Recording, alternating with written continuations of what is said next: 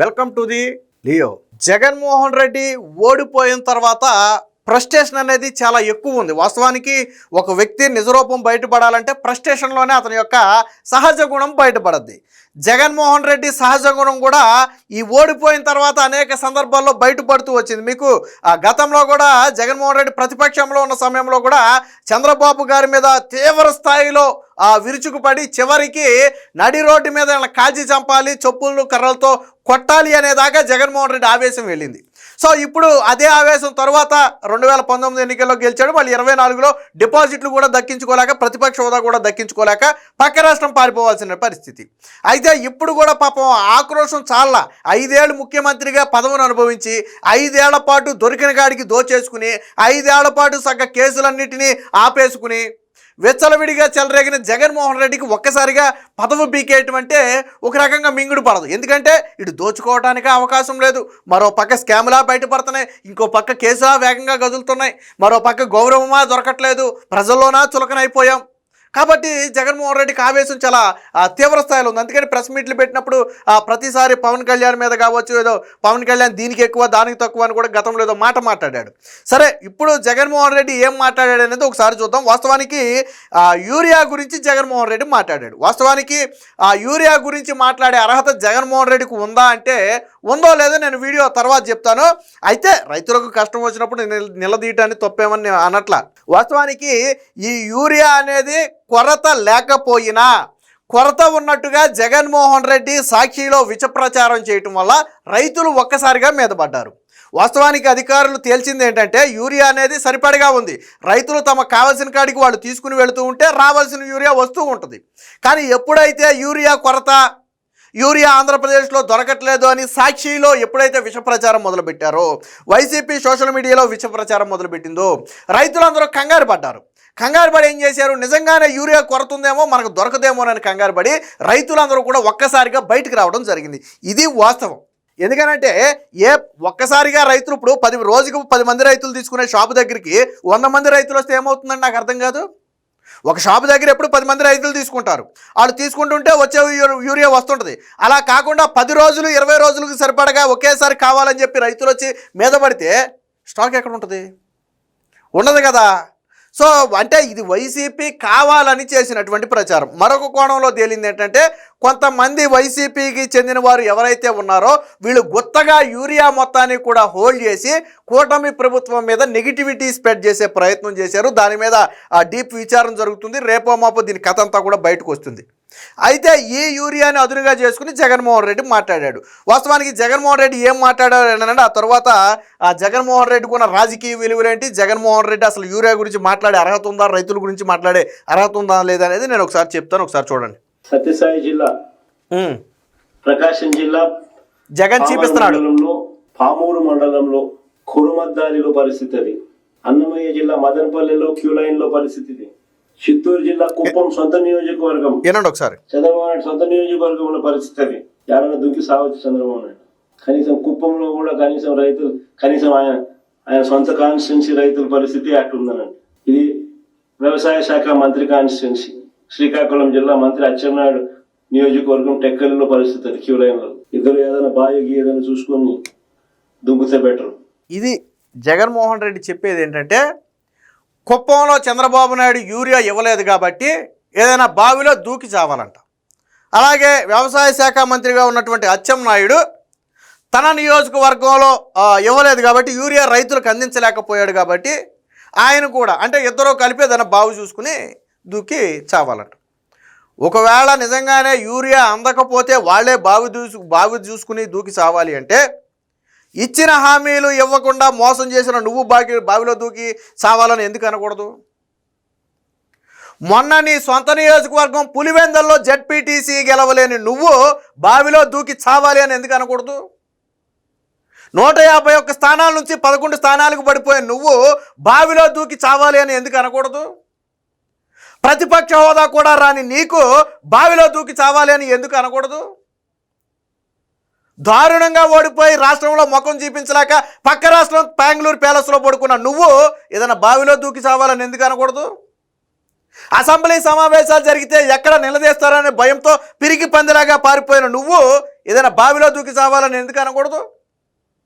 జగన్మోహన్ రెడ్డి నేను అడుగుతున్నా, జగన్మోహన్ రెడ్డి నేను ఒకటే అడుగుతున్నా, రైతుకి యూరియా బస్సు ఇవ్వలేని ప్రభుత్వం చేసిందే తప్పు అయితే గతంలో నువ్వు ఇచ్చిన హామీల సంగతి ఏంటి జగన్మోహన్ రెడ్డి? నువ్వు గతంలో ఎన్ని హామీ ఇచ్చావు? మొచ్చుకేమన్నా 4 హామీలు గుర్తు చేయాలా? నీ 5 ఏళ్ల జీవితకాలంలో, 5 ఏళ్ల సీఎం జీవితకాలంలో ఒక డిఎస్సి నోటిఫికేషన్ ఇచ్చి ఒక టీచర్ పోస్ట్ భర్తీ చేసావా? ఒక ఏపీపీఎస్సీ నోటిఫికేషన్ ఇచ్చి ఒక పోస్ట్ భర్తీ చేసావా? లేకపోతే నీ 5 ఏళ్ల కాలంలో 3 రాజధానులు అన్నావు, దేన్నైనా పూర్తి చేసావా? ఏం చేసావు జగన్మోహన్ రెడ్డి? 45 ఏళ్లకే పింఛన్ ఇస్తానన్నావు, ఇచ్చావా జగన్మోహన్ రెడ్డి? నేను అడుగుతున్నా. 45 ఏళ్ళకే పింఛన్ అన్నావు కదా, సన్నబియ్యం రేషన్లో సన్నబియ్యం ఇస్తానన్నావు, ఇచ్చావా నువ్వు? మద్యపాన నిషేధం చేస్తానన్నావు, చేసావా నువ్వు? ప్రతి జనవరి 1 ఉద్యోగ క్యాలెండర్ అన్నావు, ఇచ్చావా నువ్వు? ఏం చేసావు నువ్వు? సిపిఎస్ రద్దు చేస్తానన్నావు, చేసావా? చేయలేదు కదా. మరి ఇన్ని హామీలు చేయకుండా మోసం చేసిన నువ్వు ఎందుకు బావిలో దూకి చావాలనకూడదు? రైతుకు యూరియా బస్తా ఇవ్వలేని వ్యక్తిని నువ్వు అంత మాట అంటే మరి ఇన్ని మోసం చేసి ఇంత దగా చేసి నిన్నెందుకు అనకూడదు? మొన్న ఎన్నికల్లో దారుణ పరాజయం అయ్యావు కదా, నీకెందుకే రాజకీయ జీవితం, ఇందులో దూకు చావని ఎందుకు అనకూడదు? ఇది జగన్మోహన్ రెడ్డి నిజరూపం. రాజకీయాల్లో హుందాతనం ఉండాలి, విమర్శ అనేది రాజకీయం వరకే పరిమితం ఉండాలి. ఎస్, ఒకవేళ నిజంగా యూరియా ఇవ్వలేదు, ఇది ప్రభుత్వ చేతగానితనం, విమర్శించు, తప్పులేదు. ప్రభుత్వ చేతగానితనం అని విమర్శించు, తప్పులేదు. కానీ నువ్వు ఆ వ్యక్తిని పట్టుకుని ఇందులో దూకి చావాలంటున్నావే, మరి ఇది ఎక్కడి వరకు సమంజసం? ఇదా రాజకీయం అంటే? రాజకీయం చేతగాని చవట చన్నాసులు ఇలాంటి మాటలు మాట్లాడతారు. రాజకీయం చేయటం చేత కాకపోతేనే ఇలాంటి మాటలు వస్తాయి జగన్మోహన్ రెడ్డి. గతంలో కూడా నువ్వు చంద్రబాబు గారిని నడి రోడ్డు మీద కాల్చాలి, చెప్పులు చిపురులతో కొట్టాలని చెప్పి ఒక స్థాయి దాటి మాట్లాడావు నువ్వు. ఎందుకంటే అది నీ నిజరూపం. అది 5 ఏళ్ల పాటు వెలగబెట్టిన తర్వాత ప్రజలు వచ్చి అని నిన్ను రాష్ట్రం నుంచి తరిమేస్తే ఇప్పుడు చంద్రబాబు గారి మీద పడి అడవటానికి సిగ్గులేదా? ఇప్పుడు నువ్వు రైతుల గురించి మాట్లాడుతున్నావు కాబట్టి నేను రైతుల గురించే మాట్లాడతాను. నువ్వు రైతుల గురించి నీకు మాట్లాడే అర్హత ఉందంటే ఎస్, లేదు, ఖచ్చితంగా నీకు రైతుల గురించి మాట్లాడే అర్హత లేదు. ఎందుకనంటే ఆంధ్రప్రదేశ్ రాష్ట్రానికే, దేశానికి అన్నపూర్ణగా ఆంధ్రప్రదేశ్ అని చెప్తారు. ఆంధ్రప్రదేశ్లో అన్నపూర్ణగా ఉభయ గోదావరి జిల్లాలని చెప్తారు. ఎందుకంటే వరి పండించేది అక్కడి నుంచే. అలాంటి గోదావరి జిల్లాల్లోనే క్రాప్ హాలిడే ప్రకటించినటువంటి చరిత్ర నీది జగన్మోహన్ రెడ్డి. మర్చిపోతే ఎలా చెప్పు? ఉభయ గోదావరి జిల్లాల్లో నీ హయాంలో క్రాప్ డే హాలిడే ప్రకటించారా లేదా? క్రాప్ హాలిడే ప్రకటించారా లేదా చెప్పు? నువ్వా రైతు గురించి మాట్లాడేది? నువ్వు అన్నావు కదా, మళ్ళీ ఇంకో మాట కూడా అన్నాడు. ఏమన్నాడంటే ఇప్పుడున్న అధికారులు ఒకటే కదా, అప్పుడున్న సీఎం పదవే ఇప్పుడున్న సీఎం పదవే కదా, మరి ఎందుకు రైతులకు యూరియా అందట్లేదు? అసలు నీ క్రాప్ హాలిడే ప్రకటిస్తే యూరియా అవసరం ఎవరికి వద్దా జగన్మోహన్ రెడ్డి? నీ హయాంలో పంటలే పండించక రైతులు క్రాప్ హాలిడే ప్రకటిస్తే యూరియా ఎందుకు అవసరం అవుద్ది? నీ హయాంలో ఎందుకు యూరియా అవసరం అవ్వలేదంటే నీ హయాంలో రైతులు పండించలా, నువ్వు నీళ్ళు ఇవ్వలా, కరెంట్ ఇవ్వలా. రైతులు గగ్గోలు పెడితేనేమో పరిశ్రమలకు 2 రోజులు కవర్ హాలిడే ప్రకటించి ఏళ్ళకి కరెంట్ ఇచ్చావు. మళ్ళీ పరిశ్రమలకు గోల పెడితేనేమో ఏళ్ళకి కరెంట్ కట్ చేసి వాళ్ళకి ఇచ్చావు. నీ హయాంలో సబ్ స్టేషన్ల మీద రైతులు దాడి చేసిన సంగతి మర్చిపోయావని నేను అడుగుతున్నా. కూటమి ప్రభుత్వం వచ్చిన ఈ 15 నెలల్లో ఏ సబ్ స్టేషన్ ముందైనా ఒక రైతు నిలబడి మాకు కరెంట్ రాలేదనే మాట మాట్లాడా? నీ హయాంలో సబ్ స్టేషన్ల ముందు రైతులు ధర్నాలు చేశారు, సబ్ స్టేషన్ల మీద దాడులు చేశారు. చరిత్ర మర్చిపోతే ఎలాగా? చరిత్ర మర్చిపోతే ఎలా జగన్మోహన్ రెడ్డి? 30 ఏళ్ళు రాజకీయంలో ఉన్నటువంటి నీ ఫ్యామిలీ పులివెందులకు ఒక బస్ స్టాండ్ కట్టలేకపోయింది. ముక్కి మూలిగి మొన్న కట్టావు, అది కూడా కట్టిన 3 నెలలకి నీళ్లు గారటం. ఇది కదా నీ చరిత్ర. నువ్వా రైతుల గురించి మాట్లాడేది? నీ హయాంలో ఒక్క ఎకరానికి డ్రిప్ ఇచ్చావా నువ్వు? రైతుల గురించి కబుర్లు చెప్తున్నావు కదా. నీ హయాంలో ఒక రైతుకి 1 ఎకరానికి సబ్సిడీ మీద డ్రిప్ ఇచ్చావా? ఎవరికైనా సబ్సిడీ మీద యంత్ర పరికరాలు ఇచ్చావా? సబ్సిడీ మీద వ్యవసాయ పనిముట్లు ఇచ్చావా? సిగ్గులేదు మాట్లాడటానికి రైతుల గురించి?